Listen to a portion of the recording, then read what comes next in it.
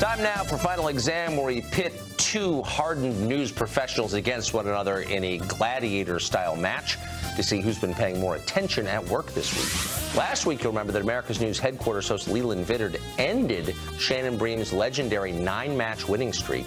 Can he start a streak of his own tonight? That's the question. His challenger, Fox News Headlines 24/7 reporter Carly Shimkus, the pride of New York City. They join us both tonight on set. Not even close to nervous. Are you ready? You're close to nervous. I love it. Okay. Feeling confident. Are you? Do you know the rules? Let's refresh. Here they are.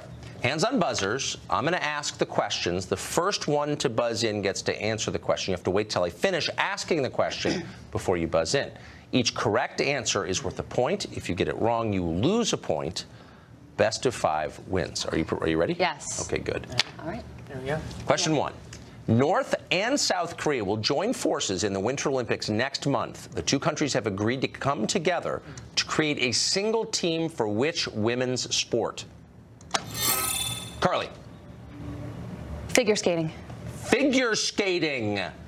To the tape we go. What will be a very rare sight during next month's Winter Olympics.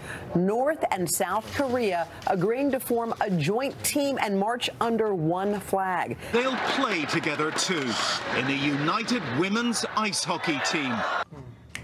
So our judges have ruled that just because it's on ice skates, it's not the same. I think it should. I think we should do a half point. No. Can that be a new rule? Look, I'm not in charge here. We've got a room full of accountants. Yes, we could, brainstorm here and think of something new. Unfortunately, we can't count that. All right. Nice try, though. Thank you. Question 2. You're about to see an image of a car dangling off the second floor of a dental office. Crazy dash cam footage of that incident went viral on the internet this week. The question is, how'd the car get there? Carly. Okay. A little bit of a backstory. The guy was arrested. He received a DUI. He flew over the median, and because of the trajectory, ended up in the second story of that dental office. Wow, that's quite an Everybody, answer. I believe, walked away. Let's see if the tape reflects that. To the tape. This happened in Santa Ana. Look at that.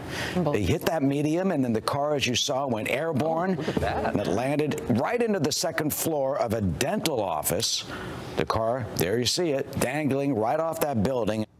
Isn't that unbelievable footage? I think you said the right word, median. And he walked away? Yeah. Well, there was nobody in the dental office, I believe, and he was, of course, arrested. But he's okay. Minor injuries. Amazing. Yeah. What a party story. Okay, so you are back to even. Right. We're at stasis, status quo, par, 0-0. 3 left. Question 3. That's good to know. A medical briefing, a televised one for 58 minutes, revealed this week that the president is indeed healthy, but that didn't stop reporters from fat-shaming him. One NBC producer asked Trump to prove his weight with a very strange request. What was it? Carly. Step on a scale. I don't believe that. Let's see. To the tape. A member of NBC's investigative unit tweeted out this gem, seeing a lot of skepticism over the idea that real Donald Trump weighs only 239 pounds. Would he step on a scale in public to prove it?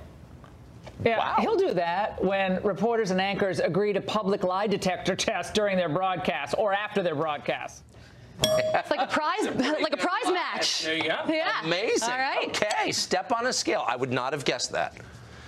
Question 4. Clearly. The temperature rises on the set. Google, which is a large search engine company, just released a new app. It has become popular.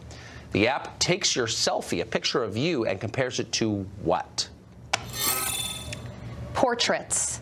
Portraits. Yeah, so famous museum pictures, paintings, and portraits found in museums, I believe. Well, that's bizarre. Okay. Does the tape reflect portraits, famous portraits in museums? Your image could already resemble a work of art on the walls of a museum somewhere. Oh, why do I look so old? This is located in the Arma Museum in Indonesia, and it is a famous, very famous painting. Fabulous. I like it. They're not even trying. This is They're not such even BS. trying. I did mine on my own, and this is he what I came up angry? with. It's just so sad that you're so lonely and needy that you're going to let Google use your face.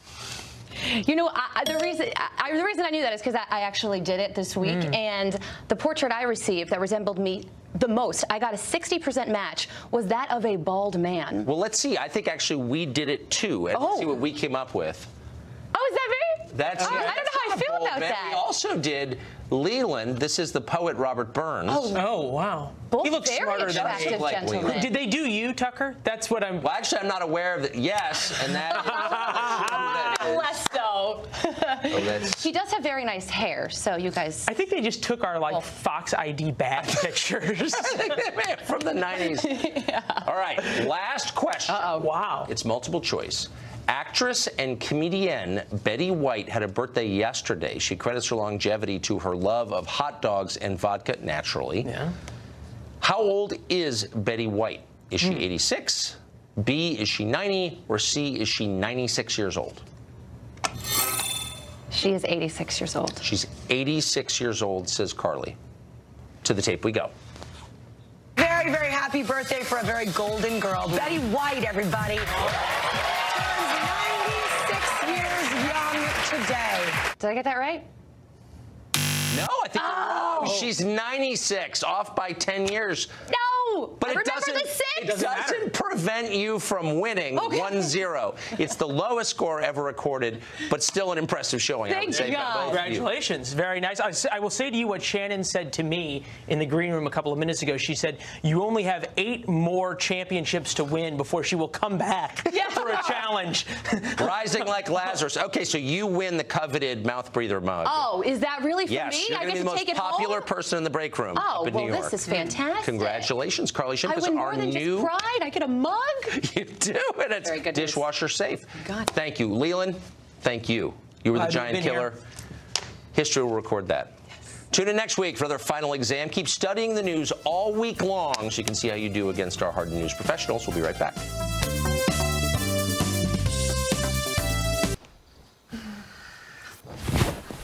Remember our special night? Abdominal pain and... Over the weekend, but those are the only shoddy things going on in the government in Hawaii. News coverage of the state's emergency alert office revealed that one of the office's employees keeps a computer password written on a Post-it note on a monitor, and it's visible in the picture. Greg Gutfeld, co-host of The Five, his wife was in Hawaii during that false alarm, and he joins us now to express his horror and amazement at what happened. Yeah, Elena called me right after it happened, and the way she explained things, it was like a complete...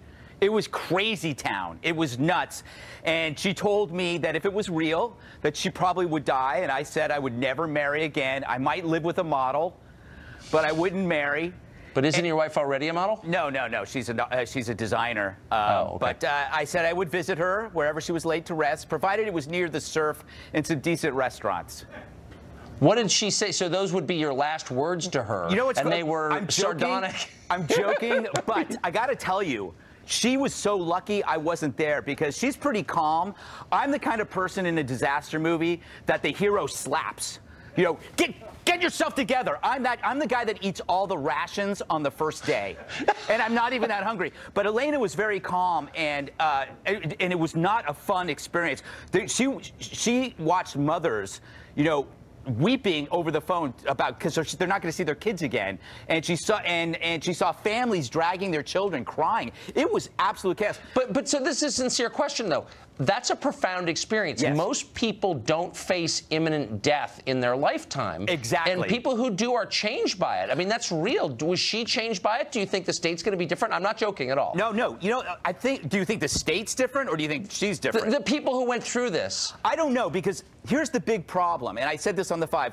We don't care enough about these events because nothing happened. A close call is almost no different than it actually happening, but as a human being, we don't see it that way, so it's almost a distant memory. In the same way that we don't talk about Vegas anymore, Vegas didn't have a part 2, so we parted ways with that story, and this story has no part 2. We don't know what's going on right now, so we've moved on, and plus there's a lot of news going on, but I think this is a really, really important story. The Hawaii Emergency Management, I mean, you don't put a missile notification menu, you know, next to your Don Ho playlist. You know, this is serious business. You don't just reassign somebody. You got to look at the whole system, and as long as if we don't put pressure on this, it will go away and nothing will change. And they have to take this seriously. And I mean, I talked to people, a lot of people who were there afterwards, and they were they had changed. Because when you have an event like that, you never forget that you thought your family was going to die. That's right. You'll never forget that. And there's upside in that, actually. It puts things in perspective. I'm not making light of this. Yeah. It's horrifying, and I'm glad I didn't go through it, but I think there's a blessing in there. Anyway, I'm glad I wasn't there. I would have embarrassed myself beyond belief. I don't know about that. I panic when I have gas. My wife would have left me if we had lived. Well, I'm And sure I don't she'll be blame her. greatly improved. Elena was pretty great already. Greg Gutfeld, thank you for that. Good to see you. Good to see you.